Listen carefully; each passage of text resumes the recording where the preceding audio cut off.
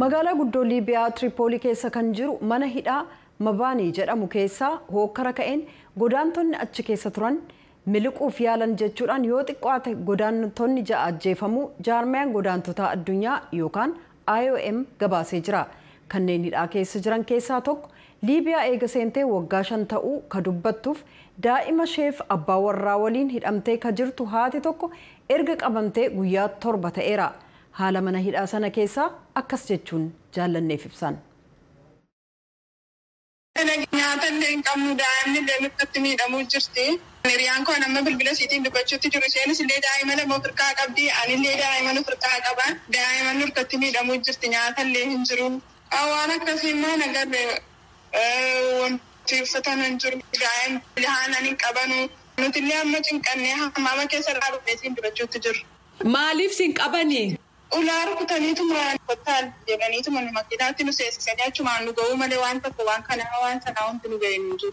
Iddoo amma kaa'anii jiran kana meeqa taatu? Hedduudha. Golfaa tokko keessa gara nama 400 olii nama 500 lakkaa'utti illee hin danda'anu bara. Kuma 3 yookaan waan akkasiin ta'a. Warri dubartii mucaamaa wajjiniin hidhamtanii jirtu jechuu? Daa'imti keenya kun amma dubbachuu illee hin danda'anu harkatti illee dhukkubsachuu jirti. Wanti jarri kutuutti jiran bakka illee hin jiru. Umrii isaa meeqa? Amata tokko. Wallaahi rabbiin kana malee namni beeku hin jiru. Waan takka waan kanaa waan sanaa nuun hin jedhan ulaan nutti cufamee jira. Waan takka lafa duwwaarra ciisuu jira. Baqattoonni akkas godhanii iddoo tokkotti sin kaa'an kun kan biyya eessaati? Biyya Itoophiyaa. Biyya adda addaa hedduun jiru laakiin biyya birootiif jijjiiramni jira. Itoophiyaan keeziin keenyas kufaadha waan ta'eef waan tokko wanti isaan nu gargaartu godhaaran tokko illee hin jiru. Abbaa warraa kee immoo isa jiru? Naa waliin jiranis hidhame. Dhaaba baqattootaa jalatti hin galmoofne turtanii? Galmoofnee jirra. Mootummaatu dubbachuutti jira jedhanii waan takka illee nu gochuuf furmaata tokko illee nu hin laanne. Amma haala mana hidhaa keessa jirtu kanatti wanti akkaan si yaaddeessu akka haadha tokkootti maayin? Daa'imni akkatti miidhamtee kan cinqachuutti jira. Abdurrahamaan Abdulqaadir godina Gujii irraa bara 2015 Liibiyaa eega seenee booda namoota seeraan ala nama deddeebisaniin maallaqa gaafatame baasuu waan hin dandeenyeef jecha waggaa 4 hidhame. Sana booda daandii magaalaa Tiripoolii irratti fidanii nugatan jedha. Hidhaa 7 darbee kaasee gaggeeffamaa jiru kan ilaaleen immoo gaafatame akkas jedhe. Mootummaan kun dhufeetiin Afrikaa keessatti arguun barbaadu jedhe mantaqaa wayiitii jira gargaarishiin jedhama. Achitti namni keenya baay'ataa sabaaf sablammiin kamuyyuu achitti argama. Mantaqaa san keessaa baasaa jedhee nama hidhuu jammarame mana tokkotti nama gara Itoophiyaa fi Somaalee Suudanii walitti raranii gara nama 11,000 hidhanii kasaan gabaasan dammoo 5,000. Ijoollee keenya yoo achi jiran nuti gaafannu nama 11,000 oli kan jirru naan jedhaa turan achi keessa ijoollee dubbisaa turan yeroo saniif alatti naaf baqadhee jechuudha. Manumarra deemanii cal jedhanii qabanii? Manarra deemaniitu manni yoo ati fiitti dhukaasatti dhukaasu kan dhukaasaan du'e jira kan gaafa mana hidhaa wanti kun torbee tokkoo fi guyyaa tokko kanan deema gaafa jumaa torbeetti deebi'an ijoolleen walii galtee nyaata jijanii mana cabsanii humna dabalatanii akkasitti mana cabsanii karaarra baqatan yeroo karaarra baqatan san namoota ijjeessan jiranii isaan ammoo jaha gabaasan ijoolleen ammoo warri mustashfaa keessa daldalagu tokko jiratti ijoolleen habashaa suudaniin jiranii nu bira dhaqqabe nama 36 ga'ee jira baay'eetti jira jedhan informeeshinii yoo dhageessan. Eenyudha kan namoota hidhaa ajjeesaa jiru? Poolisoota biyya kanaati. Warra milishiyaati jedhanii warra poolisii naannoo kana kan eegu jechuudha. Dhaaba baqattootaa biratti galmooftanii turtanii isin warra amma akkas ta'aa jirtan kun? Bara 2019 gaafa dhuferraan galmaa'ee ijoolleen bara 2018 maqaa Itoophiyaatiin galmoote biyya keessa nagaa qabdii gara biyya keessanii galaa nuun jedhaa turte UN'n. Magaalaan namoonni kun keessatti hidhamanii jiran maqaan haadha hime?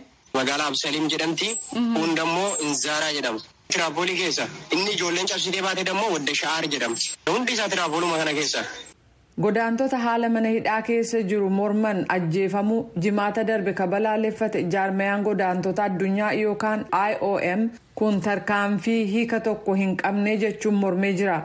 Ajjechaan kun ituun jalqabameen dura dubartoota 356 fi daa'imman 144 dabalatee godaantonni 3,400 mana hidhaa Mabaanii jedhamu keessatti hidhamanii turan ka jedhu IOM hedduun isaanii torban darbe naannoo Gergaaresh jedhamu keessaa seeraan ala qabamanii hidhaman jedha.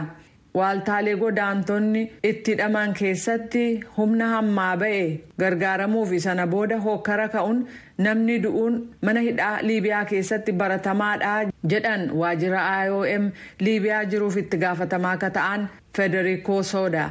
Hojjetoonni keenya haala uumame argan akka jedhanitti jedhan godaantonni madaa'an lafarratti kufanii galaana dhiigaa keessa ciisu akka kanaan lubbuun namaa darbu akkaan gaddisiisaadha jedhan Sodaan. Yeroo hokkarri ammaa ka'ee baqattoonni hedduun miliquuf yaalan sana dooktora tokkoo fi narsii tokkotu kanneen IOM fi hojjetan jarreen hidhaman gargaaruuf mana hidhaa keessa turan. Baqattoota madaa'an 4 gara kiliinika dhuunfaatti 11 immoo hospitaala naannootti geessan. Wal'aansa tattamaa egaa argatanii booda mana hidhaa mabaaniitti deebifamuu isaanii dubbatan.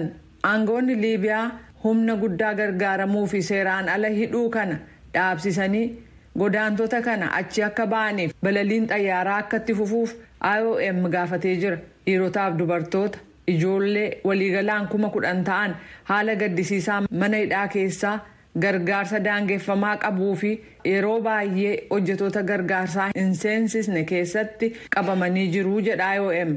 Humnootiin nageenyaa kan Liibiyaa torban darbe godaantota baqattootaa fi kanneen dahannaa siyaasaa gaafataa jiran 5,000 hidhee jedha gabaasni ba'e. Biyya yeroo dheeraaf nagaa xiqqoo qabaataa turte Liibiyaa keessatti baqattoonni yeroo mara hokkaraaf saaxilamu ka jedhu dhaabni baqattootaa kan tokkummaa mootummootaa yookaan UNHCR hedduun mana hidhaa namni keessatti tuucha'ee fi qulqullinni isaa hin eegamne keessatti hidhamuu jedha.